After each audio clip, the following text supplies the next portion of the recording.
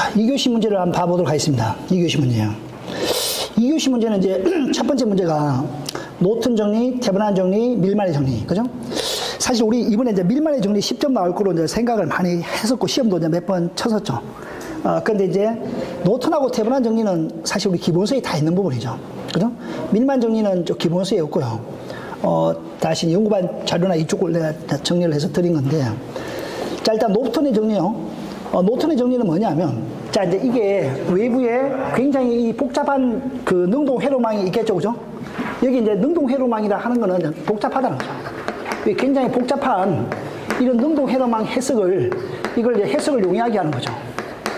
해석을 용이하게 하기 위해서 결국은 이제 이 노튼의 정리를 이용한다는 거죠. 그래서 임의의 단자, AB 단자 바깥쪽에 있죠. 여기 이제 복잡한 능동 회로망을 간단하게 해석을 하기 위해서 노튼 정리를 이용한다. 자, 이런 개념을 가지고 있으면 되고요. 자, 그래서, 이 임의의 단자, 이 왼쪽에 있는, 이 능동망에 있는 이 회로망에 대해서 한 개의 전류원하고, 한 개의 전류원이죠. 그 다음에 한 개의 임피던스죠. 임피던스를 이렇게 병렬로, 이렇게 이제 대치하는 게 노튼의 정리다. 그죠? 그러면 이제 요 회로하고 요 회로를 두 개를 이제 간단하게 이용해서 여기 이제 이 단자의 전압, 전류들을 이제 구할 수 있다는 거죠. 그죠? 쉽게. 자, 이렇게 하기 위한 정리가 정리다. 자, 이때, 그러면 이 AB 단자는, 이 AB에 걸리는 이 전류 있죠. 이 AB 단자에 걸리는 전류는, 이 AB 단자를 쇼트했을 때, 이 쇼트했을 때 AB 단자 쪽으로 흐르는 전류가 이게 전류원이 되는 거고, 그 다음에 이 임피던스는 이 능동 회로망, AB 단자에서, 그죠? 이 능동 회로망을 이렇게 보는 거죠.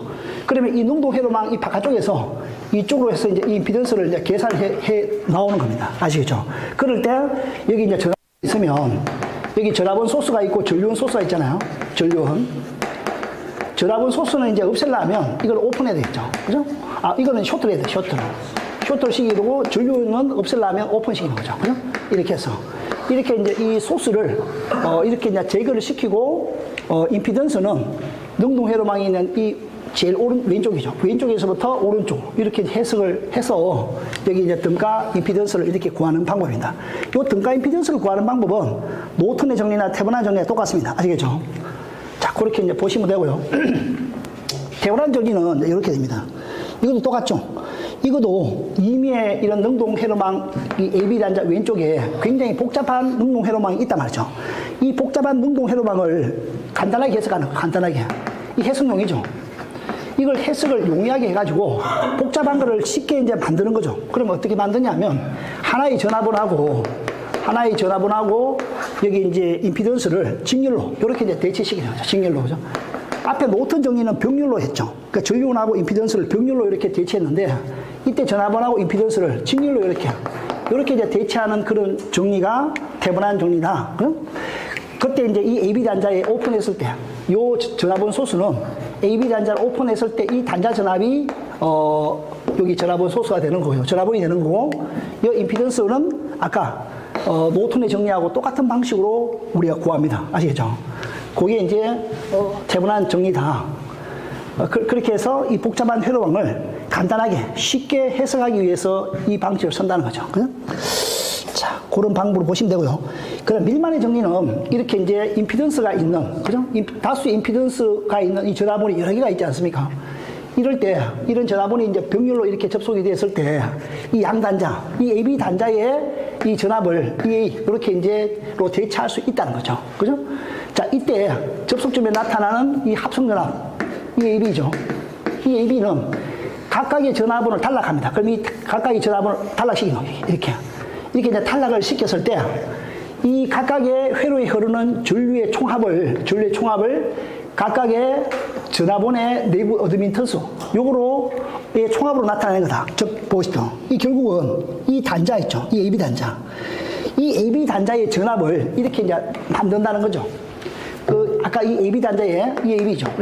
이 AB 단자를 I0에 여기 이제 각 회로에 흐르는 전류에다가 각 회로의 어드미턴스로 나누는 게 밀만의 정리입니다. 그럼 결국은 이 전류는 각각의 전류니까 E1에 Z1 이렇게 할 수 있죠. I1에서. 그럼 이건 다시 말하면 이렇게 쓸 수 있죠.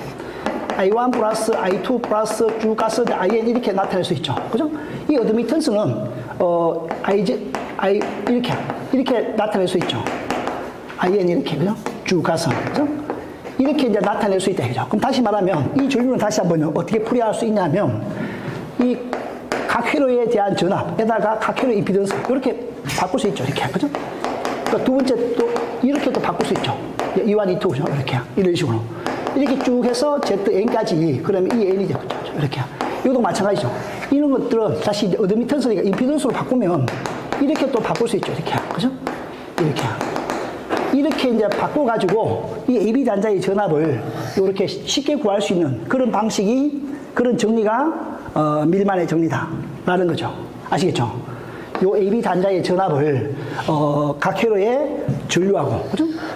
각 회로의 어드미턴스 요로 나눠가지고 이렇게 회로 해석을 간단하게 해석하는 방법이 밀만의 정리다. 요런 개념입니다. 자, 이렇게 보시면 되고요. 자, 두 번째 문제 보십시오. 그 다음 두 번째 문제는 보계전기용 CT의 선정시 고려사항. 아까 이런 것들을 보면요. 여러분들 이런 문제가 딱 나오면 이게 이제 덩어리로 나오잖아요. 덩어리로. 그러면 이때는요. 항상 보계전기에 대한 정의가 나와야 됩니다. CT에 대한 정의가요. 자, 보계전기용 CT. 자, 보계전 CT가 이제 키죠. 그죠? 여기 핵심 키워드가 뭐냐면 CT입니다. 자, 그럼 CT에 대한 정의가 개요에서 나와야 되고요. 정의가. 그죠? 그 다음에 이 보계전기용 CT가 나왔으니까 이 보계전기용 CT에 대한 특징이 나와야 되겠죠. 특징이, 그죠? 자, 이런 것들이 나와야 됩니다. 특징이나, 뭐, 예를 들어, 최근 동향이라든지, 뭐, 기술적인 내용들, 이런 것들이 두 번째 항목으로 와야 되고, 그 다음에 세 번째 항목은 뭐가 나와야 될까요? 기술 방향이 나와야 돼요. 기술 방향. 그죠? 자, 내가 어떤 쪽으로, 이게 덩어리로 나왔잖아요. 그러니까 설명하라 했죠. 선정시 고려사항을 설명해라. 뭐를? 그거에 대해서 이 부분, 과전류 강도, 두 번째 과전류 용수, 그 다음에 포화전압. 이거 세 개를 중심으로 설명하겠다. 이렇게 탁 던져줘야 돼요. 아시겠죠? 그러니까 이런 문제를 풀 때는 반드시 여기서 핵심적인 내용이 뭐니까 이 내용들에 대해서 내가 설명하겠다라고 딱 개요에서 이걸 던져주고 난 다음에 이걸 풀어야 된다. 그래서 항상 적을 때, 자, 이거 했죠. 번호를 좀 붙여주라 했죠. 번호를. 세 가지 항목을 중심으로 기술하겠다. 이렇게 이제 전개를 해놔야 된다. 개요에서. 아시겠죠? 이게 이제 답안 쓰는 기법이 되죠. 자, 과전류 강도는 여러분들 잘 아실 겁니다. 자, 과전류 강도요. 이 과전류 강도도 여러분들 답안지 쓸 때는 이 그림을 좀 그려주는 게 더 좋겠죠. 예를 들어서요. 과전류 강도에 대한 개념은 이런 거 아닙니까? 그죠? 여기 이제 단락이 발생됐습니다. 단락 고장이. 단락 고장이 났으면 이 고장 전류 있지 않습니까? 이 고장 전류를 전격 전류로 나눴지 않습니까? 이거의 몇 배냐? 그죠? 이게 이제 결국은 과전류 강도죠. 과전류 강도에 대한 부분을 이렇게 그림을 그려가지고 설명해 주는 게 좋습니다. 그리고 이게 이제 과전류 강도에 대해서 종류를 열적 과전류 강도, 기계적 과전류 강도로 나눠야 되겠죠. 그러면 기계적 열적 과전류 강도는 여기 이제 전격 과전류 강도죠. 전격 과전류 강도에다가 시간을 루트 t로 나눈 게 열적 과전류 강도다. 그러니까 표준의 시간이 얼마입니까? 여기서 표준의 시간은 보통 1로 잡는 거죠. 근데 이제 이 이게 계정기에 들어가는 시간 자체가 입력되는 시간이 짧으면 열적 과전류 강도는 커질 수 있죠. 그죠? 근데 이게 계정기 CT에 들어가는 시간이 1초보다, 절대 1초보다 길지는 않습니다. 거의 1초 이내에서 우리가 차단이 되죠. 보통 우리가 앞에서, 그죠? 1호사 쪽에 차단기에서 보통 1사이클을 차단되지 않습니까? 1에서 3사이클. 거의 1사이클이거든요. 1사이클이면 60분의 1초에 차단해버립니다. 그러니까 우리가 이제 5사이클을 하더라도 5사이클도 60분의 5사이클이잖아요. 그러면 1초 안에 다 차단이 되는 거죠. 그죠? 그래서 이제 열적 과전류 강도는 표준의 시간이 이제 1초지만 거의 1초 안쪽에 차단이 되죠. 그죠? 그러니까 차단 시간이 짧아질수록 열적 과전류 강도는 크다. 즉, 다시 말하면 큰 열적인 어떤 충격에 CT가 견딜 수 있다 이 말이죠. 무슨 말이겠습니까? 항상 이렇게 개념을 잘 잡아야 된다. 열적 과전류 강도는 우리가 전격 과전류 강도 대비해서 시간이 짧으면 훨씬 더 큰 열적 과전류 강도를 가진다. 이런 개념을 가지고 계셔야 되고요. 그죠? 자, 그 다음에 열적인 어떤 충격에 견디는 강도다. 기계적 과전류 강도는 뭐냐면 이 전자력이죠. 단락 전자력. 힘 F는 그죠? 힘 F는 K 곱하기 2.04. 우리 이거를 이제 자기학적으로 유도하는 것도 알고 계셔야 되죠. 이것도 시험에 나왔잖아요. 그죠? IM 제곱에 D이지 않습니까? 단락 전자력. 예? K 2.04 IM 제곱에 예? 10의 마이너스 8승이죠. 10의 마이너스 8승에 IM 제곱에 D 그죠? 이런 우리 탈락 전자력이 유도되는 것도 알아야 됩니다. 이것도요, 여러분 유도되는 것도 시험에 안 나왔죠. 유도하죠. 이것도 다음에 또 준비해야 됩니다. 이런 것들이 요소에 들어가 있단 말이죠. 요소야. 우리가 뭐죠? 근접효과, 그죠? 근접효과에도 이 탈락 전자력이라든지 또 고장 났을 때 뭐 이 등등의 이런 그 전자력 부분에 대해서는 항상 이게 기본 베이스가 되기 때문에 유도 과정을 반드시 알아야 됩니다. 아시겠죠? 이것도 내가 전에 우리 풀어놓은 유도 과정이 있으니까 보실 거고요. 그죠? 항상 잘 좀 해놔야 됩니다. 자, 하여튼 이런 탈락이 말씀드릴 때 이런 전자력에 어떤 기계적인 전자력에 정기적으로 기계적으로 손상되지 않는 그런 어떤 강도가 과전류 강도다. 이 과전류 강도 2.5배에서 2.6배 하는 이유도 아까 앞에서 시험 공부다 했죠. 이것도 결국은 아까 그죠? 이렇게 순시치의 최대치 그죠? 여기서 이제 투입하지 않습니까? 그러니까 이렇게 이제 탈락이 딱 발생됐을 때 차단하고 난 다음에 다시 투입할 때 그때 이제 이 최초 주파수에서 그죠? 탈락 전자력이 가장 크죠. 이 최초 주파수의 2분의 1 사이클에서 가장 큰 탈락 전자력의 기계적으로 전기적으로 견딜 수 있는 그 강도가 기계적 과전류 강도고 이걸 열적 과전류 강도 2.5배가 되는 이유가 뭐냐면 열적 과전류 강도라는 건 1초 정도로 시간적인 타이밍을 보는 거잖아요. 그러니까 이거는 굉장히 짧은 시간 2분의 1 사이클 이내에서 찾아야 되기 때문에 열적인 어떤 부분 또 열의 어떤 축척 이런 것들이 그죠? 뭐 이런 거에 비해서 훨씬 더 어떻게 이 부분은 이 부분에서 이제 따지니까 그죠? 이 전류 자체가 크다는 거죠. 이 전류가 그죠? 이 전류가 크니까 이게 이제 결국은 이렇게 되잖아요. 그죠? 탈락 전류를 따졌을 때. 그러니까 이제 아까 열적 과전류 강도는 보통 이쪽에서 따진다. 열적 과전류 강도는. 근데 탈락 이제 기계적 과전류 강도는 여기서 따진다. 기계적 과전류 강도. 열적 과전류 강도 여기 따지거든요. 그죠? 그래서 아까 우리 대칭 탈락 전류하고 차단 전류 공부했었잖아요. 그 같은 맥락으로 보시면 됩니다. 이것도. 아시겠죠?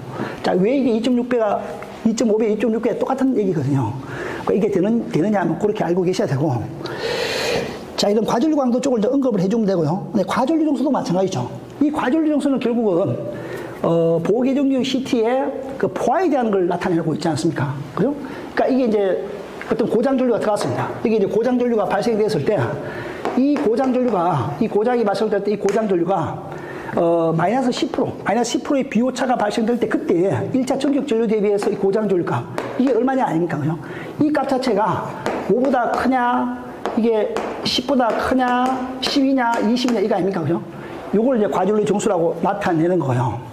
그러니까 이게 이제 과전류 정수값을 잘못 선정하게 되면 포화를 빨리 하는 거예요. 예를 들어서 이 과전류 정수값이 작은 걸 써버리면 여기서 만약에 1차 전류에 대해서 2전류가 나와야 되는데 2전류가 그죠? 여기서 2전류가 피갑이 되버리면 CT차 전류가 적게 튀어나오는 거죠.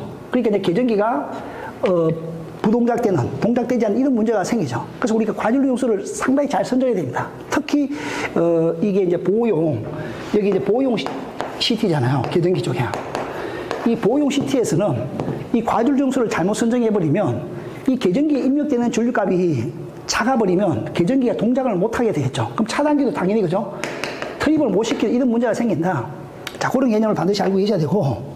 자, 선정식 고려사항은 자, 이런 것들입니다. 이 고장전류에 대해서 CT가 이제 포화되지 않도록 N값을 잡아야 되고요. 그죠? 그러니까 이게 잘못 잡으면 안 된다. 적게 잡으면 안 된다. 이 말이죠. 그죠? 자, 그 다음에 이제 일단 뭐 너무 또 이 과전류도 뭐 너무 큰 걸 선정하면 고장전류가 많이 들어가니까 그것도 문제다. 그래서 항상 적합한 이 적정한 과전류 정수를 잡아야 된다. 근데 극복이 과전류 정수는 우리가 이제 CT 차측에 뭐죠? 이 부하가 결국 얼마만큼 많이 달려있는 거죠. 그죠? 여기 임피던스가 얼마만큼 많냐 적냐 이 말 아닙니까? 그죠? 임피던스가 이제 얼마만큼 많냐 적냐에 따라서 CT2차 부담이죠. CT2차 부담이요. CT2차 부담이 지금 CT2차 부담입니다. 뭐 개척기, 릴레이 뭐 등등의 CT2차 부하들 있죠. 그 부하들이 예를 들어서 이제 이 CT가 내가 40V짜리. 근데 이 부담들이 만약 20V밖에 안 된다라고 하면, 그죠? 그런데 전격 부담이 40인데, 사용 부담이 20밖에 안 되면 이 극복이 과전류 정수는 뭐 손실은 뭐 거의 퉁쳐버리면요. 2배로 증가되죠. N- 원래 이제 극복이, 이 과전류 정수가 5다고 했을 때, 이래 되면 이제 곱하기 2니까 실제적인 그 극복이 과전류 정수는 10이 되버린다. 그죠? 그러니까 별로 2차 측의 사용 부담이 줄어지면 그만큼 과전류 정수값이 큰 효과를 발생시키니까 포화에 덜 영향을 준다. 포화가 잘 되지 않는다. 이 말이죠. 아시겠죠? 자, 그런 어떤 그 개념을 알고 계시면 좋을 것 같고요. 그 다음에 쭉 넘어가서 여기도 마찬가지죠. 여기도 이제 과준료 특성을 보시면 여기서 그죠? 여기 이제 과준료수 작은 거 큰 거를 봤을 때, 이 과준료수 값이 큰 거는 여기 비오차가 적다는 거죠. 비오차가. 그죠? 비오차가 적다는 거고, 과준료 정수가 작은 거는 여기 비오차가 크다는 거죠. 그죠? 그래서 이제 이런 것들에 대한 개념, 그 다음에 아까 얘기했던 겉보기 과준료 정수 있죠. 겉보기 과준료 정수가 이제 예를 들어서 여기 이제 아까 사용부담이죠. 사용부담. 이 사용부담이 작으면 작을수록 겉보기 과준료 정수가 크잖아요. 그죠? 겉보기 과준료 정수가 크니까 과준료 정수가 크면 클수록 포화를 넓게 하는 거죠. 포화가 잘 안 됩니다. 그러니까 오차가 적게 된다는 거죠. 무슨 아시겠죠? 자, 이렇게 해서 여기서 포화되냐, 여기서 포화되냐, 여기서 포화되냐 아닙니까? 그죠? 그래서 과준료 정수, 여기 아까 사용부담이 적을 때, 여기 이제 40보이냐, 80보이냐, 120이냐, 160이냐 있지 않습니까? 그럼 이게 이제 사용부담이 적으면 적을수록 N값이 커진다는 거죠. 아시겠죠? 그죠? N값이 커진 걸수록 포화를 적게 한다. 그죠? 그 얘기는요, 거꾸로 얘기하면, 이 겉보기 과준료수가 컸다는 거는 동일한 철심에 대해서 사용부담이 적어지니까 마치 철심을 크게 쓴 거하고 같은 효과를 발생시킨다. 아시겠죠? 비록 철심 자체의 CT의 철심 용량은 작다 하지만 이 사용부담이 적음으로써 이 철심의 사이즈가 증가된 그런 형태가 된다는 겁니다. 자, 그런 내용들이고요. 그 다음에 포화전압을 여러분 놓쳤을 겁니다. 포화전압. 포화전압요. 이 포화전압은 내가 두 가지 형태로 포화전압을 설명할 수 있다 했죠. BS 코드에 의한 포화전압, IEEE에 의한 포화전압이 있죠. 우리 일반적인 니포인트 볼테이지죠. 니포인트 볼테이지. 니포인트 볼테이지는 BS 코드 기준으로 우리 따지는 거죠. CT 2차에 우리가 이제 CT 1차 측을 우리 개방을 하고, 그죠? CT 2차 측을 개방하고, 이게 여기 이제 CT 1차 측을 개방시키는 거죠. 1차 측, 그죠? 1차 측을 개방시키고 오픈하고 2차 측에 전격 전압을 가했을 때 2차 여자 포화 곡선이죠. 2차 여자 포화 곡선을 이렇게 그려보지 않습니까? 포화 곡선을 봤을 때, 뭐, 예를 들어서 여기 이제 이 리포인트 볼테이지가 그죠? 여기 이제 5% 이렇게 올라갔을 때 전류가 크기가 50% 되는 그걸 나타내는 게 이 BS 코드로 따지는 거고, 그 다음에 IEEE에 따지는 거죠. IEEE를 따질 때는 이런 거죠. 이 포화 곡선이죠. 포화 곡선. 이 포화 곡선의 수직이 그죠? 이 포화 곡선이 있지 않습니까? 포화 곡선. 이 포화 곡선 이럴 때 이게 수직이죠. 수직을 긋습니다. 이렇게. 수직을 끈 이거랑 2차 여자줄이죠. 2차 여자줄. 이거하고 이 각도죠. 이게 몇 도죠? 45도. 이 각도를 이렇게 이루고 있는 그 점, 이 점을 뭐라고요? 니포인트 볼테이지로 여기 이제 포화전압을 보는 거죠. 아시겠죠? 이 포화전압의 해석은 두 가지가 방법이 있다. 그리고 이 포화전압이라는 개념은 뭐냐면 이런 거야. 그렇죠? 자, 예를 들어서 우리가 CT100을, 전에 우리 CT100 같은 거 시험 나왔잖아요. CT100. CT100이라는 건 뭐냐면, 자, 봐보십시오. 여기 CT에 우리가 이제 100대 5짜리다. CT 100대 5짜리면 2차 전류가 5A 흘러가죠.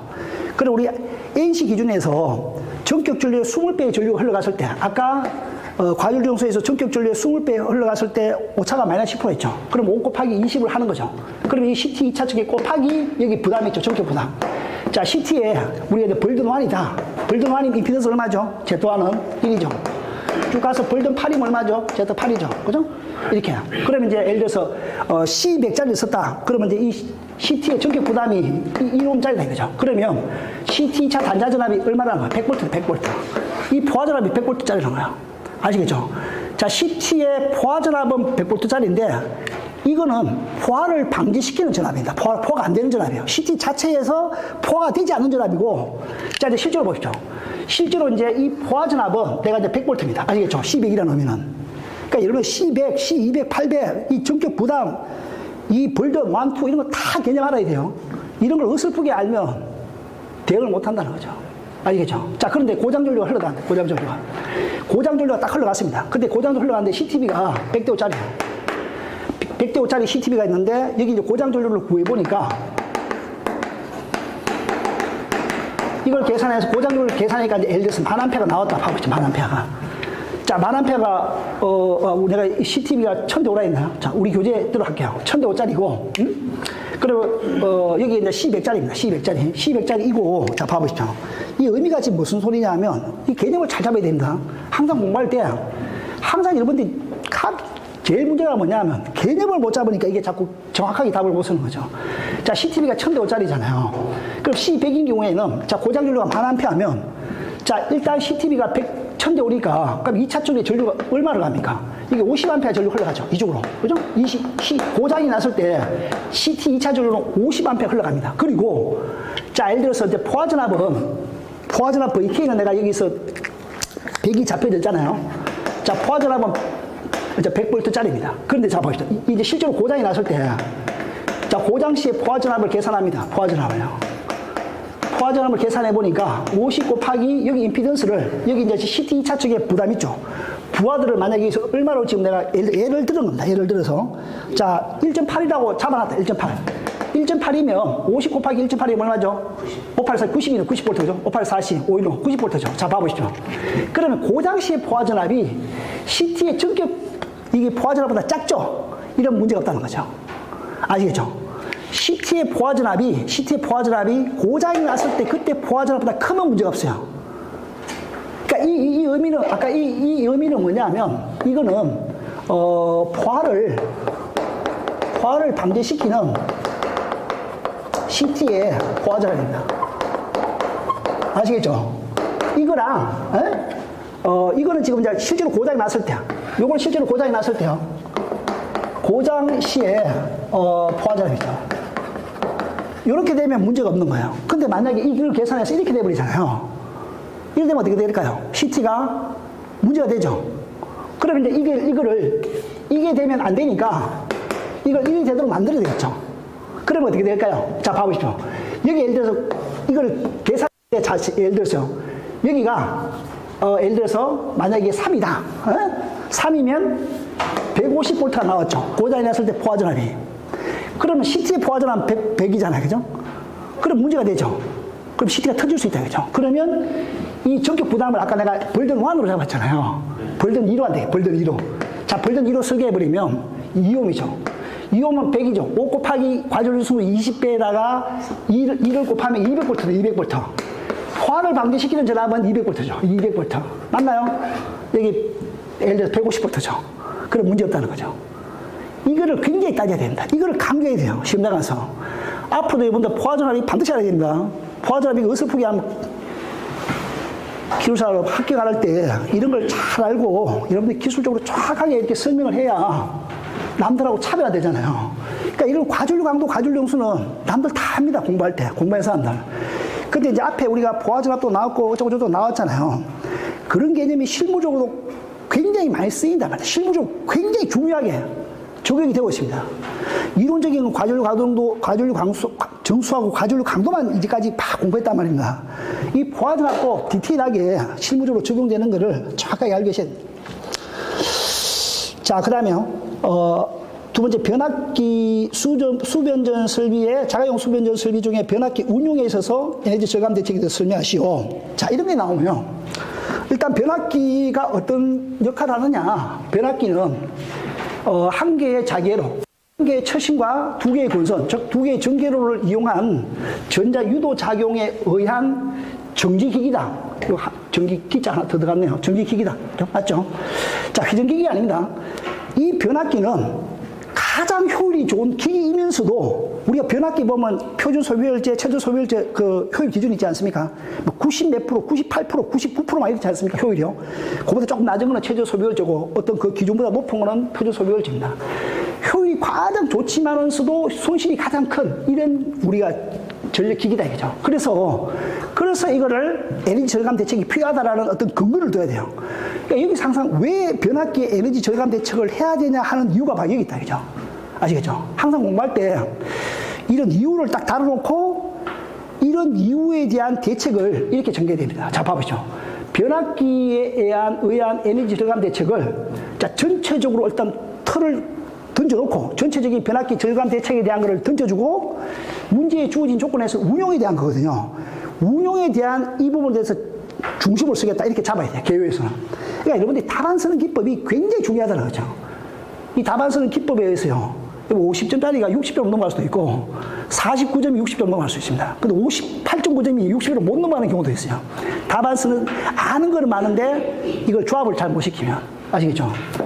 자, 그래서 봐보십시오. 이게 지금 앞으로 답안지를 이렇게 쓰라는 겁니다.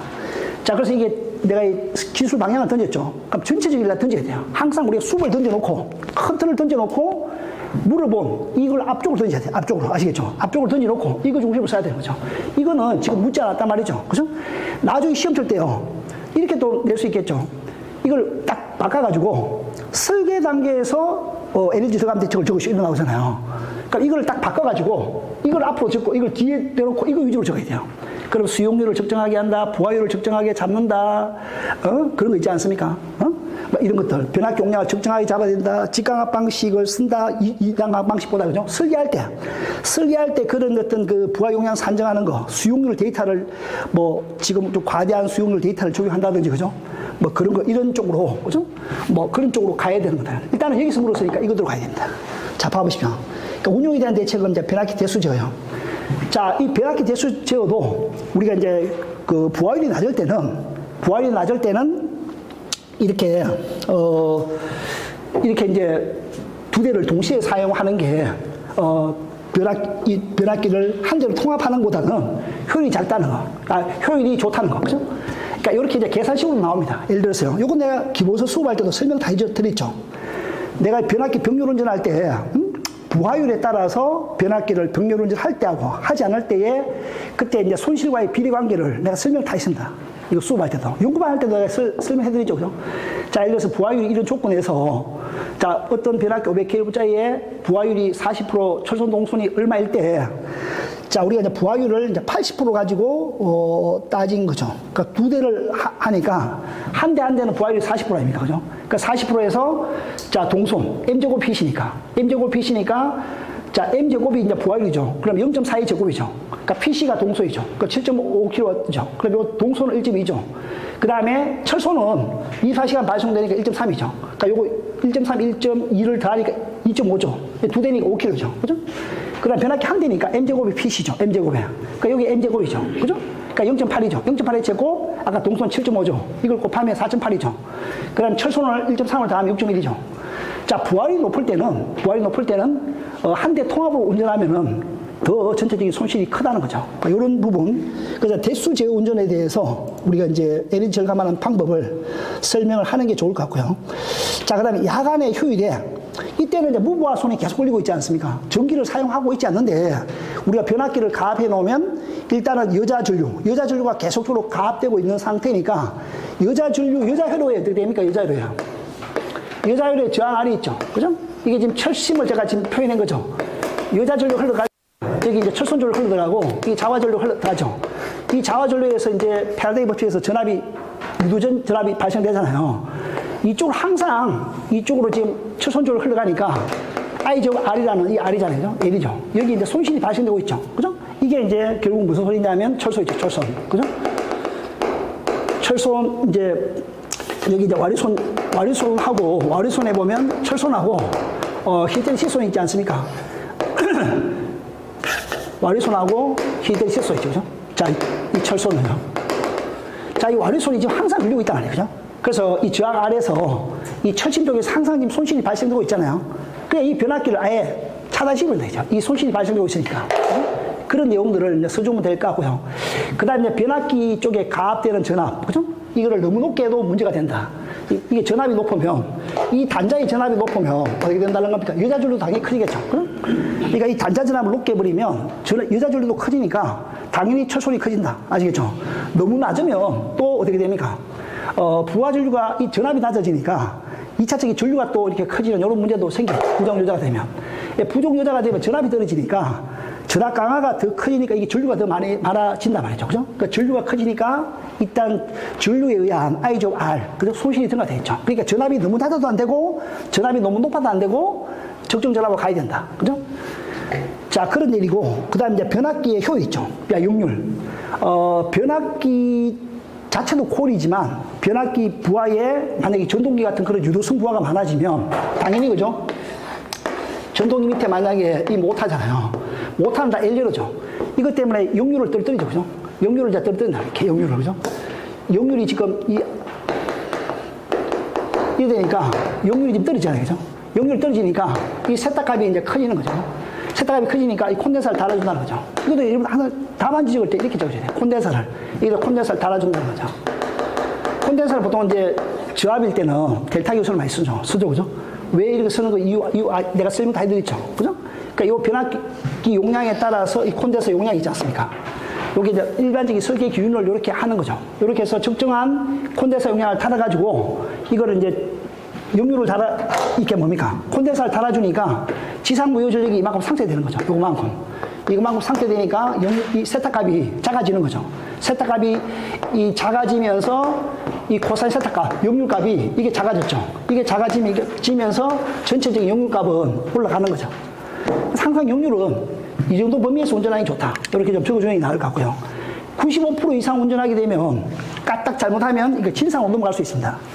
그래서 이제 항상 이 정도 범위 0.9에서 0.95 정도 95% 밑으로 운전하는 게 낫다. 그죠? 그 다음에 이제 사용 부하 특성에 따른 변압기 통폐합 운전. 근데 부하율이 적은 만약에 변압기 있지 않습니까? 예를 들어서 여기 변압기가 있습니다. 이 의미가 뭐냐면 이거 용량이 좀 큰 변압기고 용량이 작은 변압기예요. 여기 부하율이 굉장히 적단 말이죠. 여기 지금 부하가 굉장히 적습니다. 부하가 적잖아요. 그러면 이 변압기 죽여버리고 이 부하를 어디다가 물린다는 거야? 여기다 물리라 그죠? 여기다가 물려가지고 이 큰 변압기 밑에 한 대로 써버리면 여기 이제 변압기를 안 다뤄도 된다. 그러니까 여기에 의한 변압기 손실을 줄일 수 있다 이 말이죠. 이게 이제 통폐합 운전 그런 개념이죠. 자, 그런 내용들을 이제 운용상에서 이렇게 하게 되면 전체적인 에너지 절감이 가능하다. 그리고 여러분들 이런 25점짜리는요. 일반적인 이런 문제는 반드시 결론을 적어야 돼요. 결론을요. 그죠? 그러니까 운용에서의 이런 에너지 절감 대책 외에도 실제적인 우리가 이제 에너지 절감을 하려면 설계 단계에서부터 적정한 변압기 용량을 선정하고 우리 건축물 에너지 절약 설계 기준에도 보면 일반적으로 2스텝을 하지 말고 1스텝을 하라고 했죠. 그죠? 그런 어떤 그 설계 단계에서부터 이런 대책이 필요하다. 전체적인 걸 다시 한번 설명해 주는 것도 좋고요. 자, 그 다음에 친환경 자동차. 여기 약간 법적인 거니까. 그죠? 요거는 뭐 약간 유효할 수밖에 없거든요. 이렇게 이제 종류별로 나오면 시간이 없으니까 바로 그죠? 1, 2, 3번에 대한 내용을 바로 적어도 됩니다. 그러니까 이런 거는 그죠? 아, 이건 이번에 좀 어려웠지 않겠냐. 스킵. 예? 저는 스킵했다. 스킵했습니까? 그러니까 이거는 우리 법을 모르면 못 쓰거든요. 그러니까 앞으로 이런 문제는 안 내야 됩니다, 솔직히. 그러니까 이런 거는 이제 안 내는 방법이 있죠. 여러분들이 공단에다가 막 해가지고, 그죠? 아니, 이게 지금 과연 건축적인 기술사에서 문제냐, 법수라는 게, 이게 지금 뭐 노말한 법이 아니지 않냐라고 자꾸 항의를 하면 이런 걸 좀 적게 됩니다. 근데 이 출제자 하시는 분이 이거를 모르고 못 쓰게끔 하려고 이걸 냈는지, 그죠? 약간 사이드에 있는 문제죠. 그러니까 이런 법을 쓰라고 그런 건 사실 말이 안 됩니다. 내가 봤을 때는요. 내가 만약에 수험자 입장이었으면 가만히 있지 않았습니다. 그죠? 이런 거는 내지 말라고 막 해야 됩니다. 결국 이거는 여러분 몫입니다. 이거는 그저 법적인 내용들이니까 여기 이제 자동차 관리법, 내가 이제 조항을 다 적었습니다만은 이런 관련법에 의해서 친환경 자동차의 종류가 이렇게 있다. 그 다음에 전용 주차구역 및 충전시설 설치 대상, 이런 것도, 이런 대상이 이 관련법에 있다는 거. 이렇게 좀 보시면 될 것 같고요. 그 다음에 전용 주차구역에 대한 설치 기준. 이런 거 혹시 이 선생님 저기 안 썼습니까? 이영 선생님 이거? 이 문제 쓰셨죠? 이거 좀 쓰셨죠? 아파트 이런 데 보면 왜 전기 자동차 충전소가 아파트 세대에마다 몇 개의 뭐 하라 이렇게 다 돼 있잖아요. 이거 다 써야 되는데 지금. 예. 저도 사실 이걸 좀 간과하고 있었거든요. 우연찮게 이제 관리실에 뭐 물어보러 갔다가 막 거기 그 얘기하더라고. 내가 그때 근성을 좀 들었죠. 아, 이번에 이제 앞으로는 그런 걸 근성으로 들으면 안 됩니다. 그죠? 그러니까 전용 주차구역 내에 이런 전용 주차구역의 수 같은 거, 이런 것도 어떤 친환경 자동차 관련 법에 있다. 그죠? 이런 것도 좀 보시면 되고요. 과금형 충전기가 과금형이 뭐예요? 예? 과금형 충전기라고 찍겠더라고. 과동용요? 과금용? 네, 어디에요? 지하 주차장 충전 장소 그런 데 말입니까? 과하게 충전하지 마라 이 말이죠. 과금. 그러니까 과충전하고 부족 충전하면 안 되잖아요. 그러니까 충전도 한 70% 정도 충전하는 게 가장 좋습니다. 과충전하게 되면 특히 이제 리튬 이온 전지 같은데 그 화재 위험이 크죠. 그래서 과충전 금지라는 그 얘기입니다. 충전을 100% 하지 마라 이 말이죠. 한 7, 80%그 정도에서 충전하는 게 어떤 화재 안전이라든지 이런 측면에서 좋다. 그래서 과금이나 해놨을 겁니다. 그죠? 예. 그러니까 이런 것들은 법이니까 앞으로 나오지 않지 않겠나 이제는 그죠? 예, 그런 거 넘어가도 될 것 같습니다. 자, 이제 5번 문제는요. 조명 설계 시 조명 기구의 배치 방법 있죠. 이런 게 사실 기본적인 문제인데 이제까지 안 나왔죠. 이런 것도 봐보시죠. 여기서 조명 기구로 물었잖아요. 그럼 조명 기구가 뭐라는 걸 설명해야 돼요. 항상 첫 번째 개요의 첫 번째는요. 여기 묻는 거에 대한 정의를 적어야 돼요. 조명 기구는 광으로부터 나오는 빛을 조절하는 거죠. 빛을 제어하는 겁니다. 그래서 이제 빛을 제어해서 우리가 이제 예를 들어서 뭐 공부방이다. 그래 국부 조명으로 딱 해주는 거죠. 뭐 공장이다. 그러면 그것도 국부 조명으로 해서 그 작업장 지역에 빛이 쫙 도달되게 해야 되죠. 또 공부방이다. 전반 조명이 난다. 그럼 빛을 확산시켜야 되죠. 조명기구 가지고. 그죠? 이 전반 확산을 시킬 거냐, 이게 집중적으로 조명할 것이냐. 그럴 때 빛에 대한 제어를 하는 게 조명기구다라는 거죠. 아시겠죠? 그리고 이것 또한 마찬가지로 이걸 통해서 배광, 광속을 배분하는 거를 제어를 하는 거고 또 눈부심 이런 것도 할 수 있죠. 기구 자체가 어떤 눈부심을 방지하는 그런 효과. 그죠? 또 이제 휘도 같은 걸 또 저감시키고 이런 어떤 그 특징적인 어떤 기능을 발휘한다. 항상 여기는 첫 번째는 정의, 두 번째는 종류, 특징, 기능, 그죠? 최근 동향 이런 걸 적어주기 좋죠. 그래서 이제 세 번째는 조명기구의 배치 방법을 적었지 않습니까? 그러니까 이 배치 방법을 적을 때도 봐보시죠. 조명기구에 대해서 배치 방법만 적으려면 내용이 약간 작단 말입니다. 그러면 이 조명기구에 대한 분류를 전체적으로 던져줍니다. 아시겠죠? 그러니까 조명에 대한 그 조명 방식을 전체적으로 던져주고 그 중에서 이 배치 방식을 중심으로 답안지 쓰겠다 이렇게 전개를 해야 돼요. 저는 어떻게 생각하면요. 네. 그 조명기구 기구발이 거리에서 S 있잖아요. 네. 높이하고 S 이런 H 해가지고 벽면에 2분의 1 쭉 적고 그 다음에 전반 국부에 쭉 따져. 그래도 됩니다. 예, 그렇게 뭐 적어도 되긴 되는데 일단은 이제 기본적인 문제는 이걸로 가야 됩니다. 이걸로. 자, 봐보시죠. 의장에 따라서. 이게 이제 단등, 다등 이런 거는 결국 의장. 이런 거는 보통 보면 이제 우리가 이제 전반 조명, 그죠? 명시 조명에서 이렇게 하는 거죠. 그죠? 분위기 조명에서는 이제 단등 방식 이런 걸 하는 거죠. 그러니까 배치에 따라서 전반 조명이라는 걸로 일률적으로, 이 전반 조명이라는 걸 일률적으로 배치하는 거죠. 등을. 그죠? 어떤 공간 내에 일정한 기준을 가지고, 일정한 간격, 그죠? 일정한 열, 오와 열을 갖춰가지고 전체적인 실의 이 조도, 즉, 이 조도를 일정하게 맞춰주기 위해서 전체적으로 이렇게 하는 방식이죠. 그죠? 이게 보통 학교나 우리 마트라든지, 그죠? 일반 우리 작업장 있지 않습니까? 학습을 한다든지 이런 데 하는 거죠.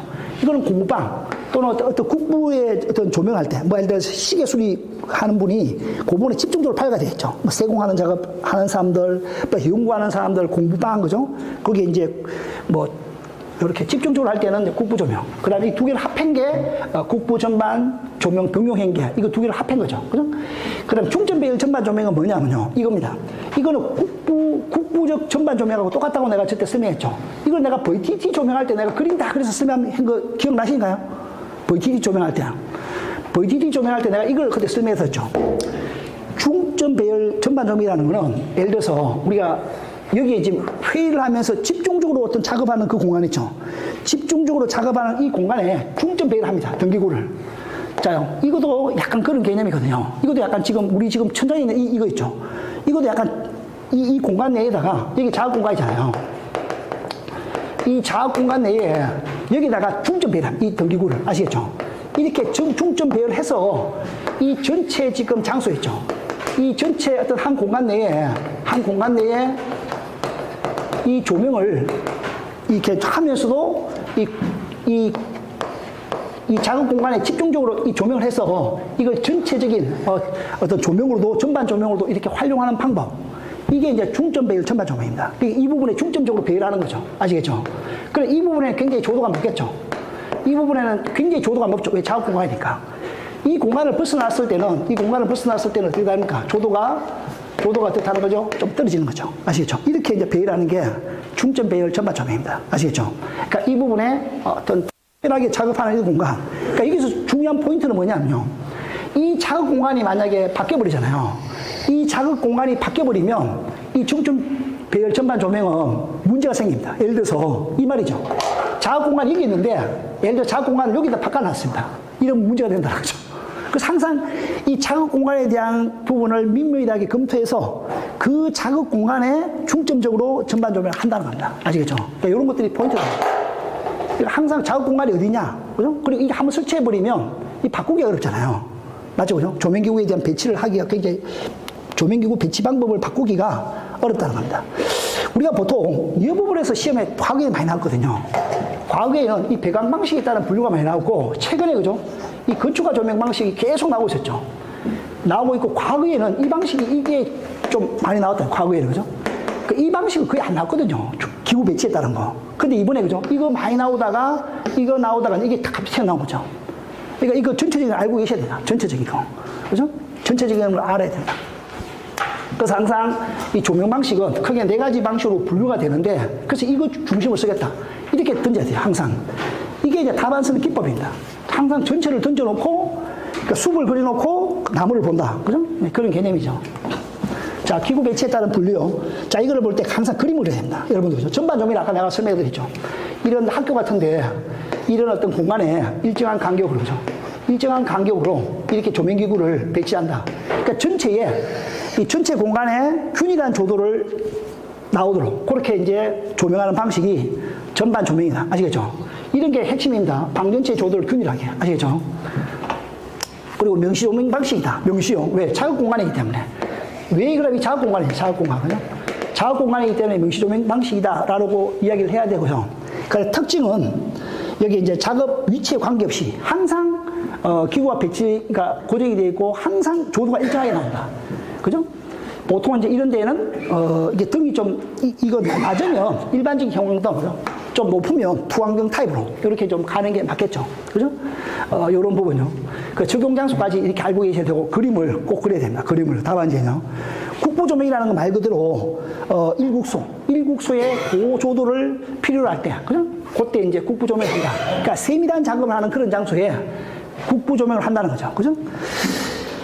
자, 그래서 이 부분은 또 그 음영의 차이가 큽니다. 국부 조명을 한 그 부분은 굉장히 조도가 높겠죠. 그리고 국부 조명이 안 되는 데는 좀 어둡습니다. 그래서 명암의 차이가 크다. 그죠?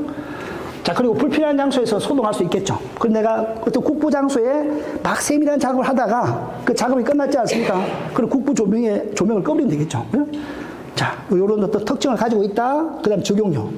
이런 걸 잘 적용된다. 적용 같은 거. 정밀한 작업할 때. 이런 것도 봐보십시오. 이런 것도 개념을, 그죠? 예를 들어서 이렇게 타야 되죠. 여기 예를 들어서 뭐 고정밀 작업이잖아요. 그죠? 고정밀 작업하는 이런 공간이 됩니다. 그죠?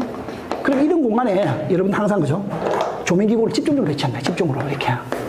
국부적으로. 그죠? 이렇게 이제 집중하는 거고, 나머지 구구요. 이렇게. 그죠? 이렇게 이제 다뤄 놓는다는 거죠. 그죠? 이렇게. 그러니까 이 부분이 뭐냐 하면 국부 조명 방식이다. 이렇게. 그죠? 뭐 공부방, 정밀 작업하는 장소, 뭐 세공 작업하는 장소, 뭐 이런 데 있지 않습니까? 그런 장소에는 반드시 국부 조명을 한다는 거죠. 그죠? 이게 고조도를 필요하죠. 그죠?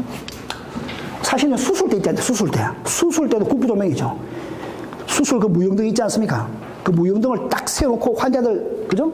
이렇게 치료할 때 그게 이제 국부 조명을 하는 거죠. 그것이 정밀 작업하는 작업이니까, 장소니까.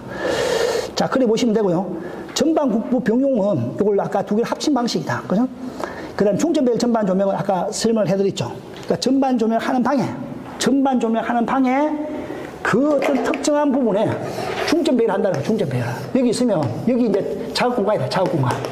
여기 작업 공간이면 여기에 집중적으로 조명합니다. 아시겠죠?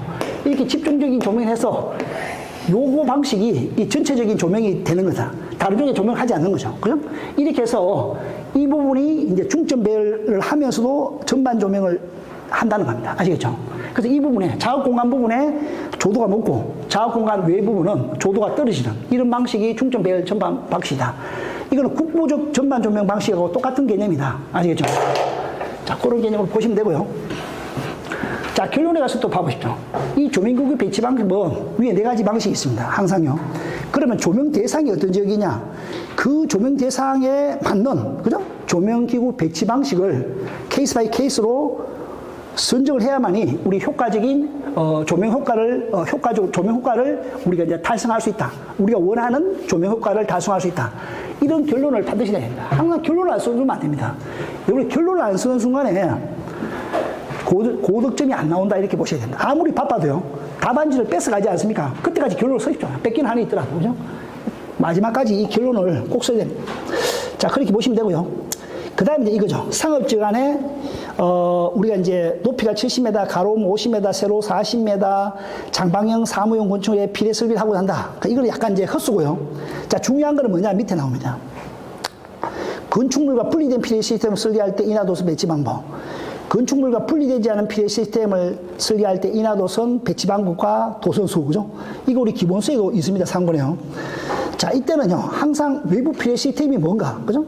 일단은 외부 피레 시스템에 물었잖아요. 그러면 외부 피레 시스템은 수레부, 낙뢰를 받는 부분, 그 낙뢰를 받아서 대지로, 접지극 쪽으로, 우리가 이제 보내주는 그런 작용을 하는 게 인하도선 시스템이죠. 그 다음에, 그 낙뢰 전류를 대지로 분산시키는 그 부분이 접지 시스템이죠. 이렇게 세 가지로 구성이 된다. 이렇게 보시면 되고요. 자, 건축물에 입사하는 낙뢰로 인해 가지고 우리가 이제 크게 이제 물리적 손상, 그 다음에 인체 안전 문제 이런 게 생길 수 있겠죠. 그러니까 이런 것도 보호하는 게 외부 피해 시스템이다. 이렇게 좀 보시면 되고요. 여기서 핵심은 뭐냐면 인하도선을 지금 물었잖아요. 인하도선요. 인하도선을 물었으니까 자, 인하도선을 다시 한번 뇌격전류를 수뇌부에서 접지 시스템 쪽으로 이렇게 흘리기 위한 그 도선이 인하도선이다. 그 인하도선에 대해서 이렇게 이제 인하도선을 이용하는 그 방법과 그 다음에 자연적 구성부재를 이용하는 방법이 있다. 즉, 다시 말하면 인하도선을 우리 이제 일반 동선 있죠. 우리가 이제 도체들 PVC 재료라든지 뭐 이런 거, 뭐 우리 옛날에 따지면 집어지어서 있죠. 옛날로 따지면 FGV 뭐 집어지어서 있지 않습니까? 이런 저 케이블, 즉 도체를 가지고 하는 방법도 있고, 그 다음에 자연적 구성부재, 그죠? 우리가 철골 같은 거, 뭐 이런 난간 같은 거, 뭐 등등의 자연적 구성부재를 이용해서 인하도선을 사용하는 방법이 있다. 인하도선은 크게 두 가지 방법으로 인하도선을 사용하는 방법이 있다라고 보시면 되고요. 그 다음에 이거는 이미 이제 두 개를 줬으니까 굳이 이제 구분할 필요 없습니다. 그러니까 이 두 개의 부분에 대해서, 상기 주어진 두 개의 부분에 대해서 내가 설명하겠다. 아, 되죠. 뭐 3번 안 써도 됩니다. 이때는. 왜냐면 이미 주어졌기 때문에. 그러니까 1번, 2번까지만 답안지 적어도 상관없을 것 같고요. 자, 참고적으로 인하도선 설치하는 방법이 이제 있다 정도만 간단하게 언급해 주는 것도 좋습니다. 자, 어떠한 인하도선은, 병렬로 설치해야 된다. 왜? 하나의 인하도선이 만약에 잘려버리면 다른 인하도선 쪽으로 내격전류를 풀려줘야 되지 않습니까? 그러니까 인하도선이 하나가 있는데 만약에 누가 어떻게 작업을 하다가 인하도선을 단선을 했다. 그죠? 그럼 내격전류가 내려가지를 못하겠죠. 그래서 인하도선을 이렇게 병렬로 설치해 놓으면 여기가 단선이 된다 하더라도 이쪽으로 내려갈 수 있겠죠. 만약에 단선이 안 된다 하더라도 임피던스가 2분의 1을 줄어들죠. 여기 임피던스가 2분의 1을 줄어드니까 낙뢰 전류에 대한 어떤 낙뢰 전류를 찍어 풀릴 수 있는 그런 방류 전류가 2분의 1로 나눠지니까 내격 전류가 훨씬 대지로 잘 빠져나가겠죠. 그죠? 이런 어떤 특징이기 때문에 가능하면 병렬로 이렇게 설치해야 되고 길이는 최소 길이로 해야 되겠죠. 그죠? 그리고 이제 등줄이 본딩도 해야 된다. 만약에 철골이 있지 않습니까? 철골이 있으면 이런 철골 부분하고 본딩해야 된다. 왜 본딩해야 된다고 했죠? 왜요? 왜 등줄이 본딩을 한다 했습니까? 무슨 효과요? 분류효과도 있지만 우리가 이제 저런 거 내가 했죠. 그 무슨 저겁니까? 근접효과 말고 표표가 있죠. 표표가. 이런 표표가요. 표표가 측면에서 이 내격전류는 주파수가 굉장히 높단 말입니다. 이 주파수가. 그죠? 주파수가 높기 때문에 저항이 굉장히 커지는 이 문제가 생깁니다. 그래서 우리가 대지로 방거가 잘 안 되죠. 우리가 이제 이 임피던스가 높아버리면 여기 이제 도체는 뭘로 따진다 했습니까? L승분해. 유도성 리액탄스의 이런 걸 따지죠. 우리가 이제 이 도체는 R하고 L로 따지잖아요. R 플러스 JL로. 그죠? 일반적으로는 이 오메가 L이지 않습니까? 여기 이제 2파이 FL이지 않습니까? 60Hz에서는 여기 밀레일이고 60이면 얼마 되지 않죠? 그래 보통 일반 60Hz에서는 이 L 값을 무시하죠. 근데 임피던스를 따질 때요. 근데 뇌격 전류가 흘러들어오면 여기 주파수가 굉장히 큽니다. 고주파수가. 그럼 R 플러스 제2 2파이 FL에서 이 주파수가 굉장히 수천 헤르츠의 주파수가 흘러들어와 버리면 이 값이 비록 밀리헬리라 하더라도 이 임피던스를 무시할 수 없다. 그죠? 그래서 임피던스를 우리가 작게 하는 그런 효과도 발생시키면서도 여기 이제 표표가가 문제가 되고 하니까 그 RAC가 커지는 거죠. RAC가. 그죠? 여기 RAC가 RDC에다가 우리가 이제 이 RDC는 파이 MR이잖아요. 파이 MR. 여기서 이제 M이라는 거는 이 이게 뭐죠? EF에, EF, Mu에 우리가 K라는 이런 거 있었죠. 이 주파수가 커지면 표표가 더 커지는 문제가 생긴다. 그래서 이 RAC 자인이 커진다. 맞죠? 그죠? 이런 것 때문에 내격진류가 대지로 잘 빠져나가지 못한다는 거죠. 그래서 이런 철골 부분은 굉장히 이 뭡니까? 표면적이 크잖아요. 그죠? 표면적이 크니까, 이런 분류효과를 증대시키는 그런 작용도 하고 표표효과도 저감시킨다라는 거죠. 그래서 이제 본딩을 하는 이유들이 여기 다 내가 옛날에 막 설명을 많이 했죠. 초크효과, 표표효과 이런 거 막 설명을 내가 한글로 내가 기억하고 있는데요.